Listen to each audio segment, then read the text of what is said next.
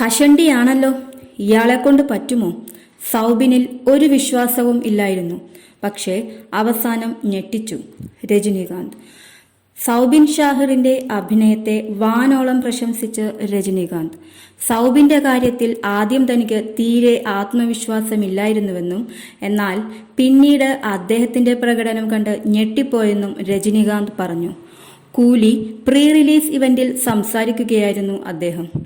വളരെ പ്രധാനപ്പെട്ട കഥാപാത്രമാണ്. ഇതാര് ചെയ്യണം എന്ന് എൻ്റെ മനസ്സിലും ലോകേഷിന്റെ മനസ്സിലുമുണ്ടായിരുന്നു. എൻ്റെ അവസാന പടത്തിലും അവരുടെ പടത്തിലും അഭിനയിച്ചിട്ടുണ്ട്. ഫഹദ് ഫാസിൽ പക്ഷേ അദ്ദേഹം ഇപ്പോൾ വളരെയധികം തിരക്കിലാണ്. പിന്നെ ആര് ചെയ്യുമെന്ന് ആലോചിച്ചു. കുറച്ച് സമയം തരണം എന്ന് പറഞ്ഞ ലോകേഷ് പോയി. പിന്നെ ഇവരെയും കൂട്ടി വന്നു. മഞ്ഞുമൽ ബോയ്സിൽ അഭിനയിച്ചിട്ടുണ്ടെന്ന് പറഞ്ഞു നോക്കിയപ്പോൾ കഷണ്ടിയൊക്കെയുണ്ട്. ഇവരെങ്ങനെ ഈ കഥാപാത്രമാകുമെന്ന് ലോകേഷിനോട് ചോദിച്ചപ്പോൾ, നോക്കിക്കോ സർ, ഗംഭീര ആർട്ടിസ്റ്റാണ്, എനിക്ക് കുറച്ച് സമയം തരൂ, 100% നല്ലതായിരിക്കുമെന്ന് പറഞ്ഞു.